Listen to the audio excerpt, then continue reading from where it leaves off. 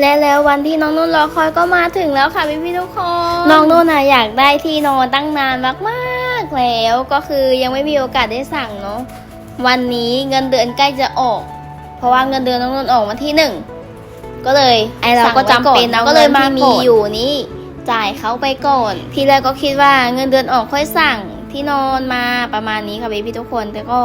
ดีใจมากๆวันนี้ได้เปลี่ยนที่นอนใหม่แล้วไม่ได้เปลี่ยนเพราะว่าน้องนุ่นอยากได้แบบโอบกันเลยที่นอนนะเพราะว่าที่นอนของน้องนุ่นเนาะพี่ก็เห็นที่น้องนุ่นถ่ายคลิปลงมันมีเป็ดกับอันนี้ก็ที่นอนเป็ดกับที่นอนอันนี้2 อันแล้วมันก็ไม่พอเนาะว่าเพราะว่าเตียงเขาก็เลยสั่งมาเป็นแบบนี้จะพี่ทุกคนก็คือในราคาประมาณ219 บาทเนาะได้ทั้งผ้าห่มได้ทั้งปล่องหมอนข้าง2 อันแล้วก็ปล่อ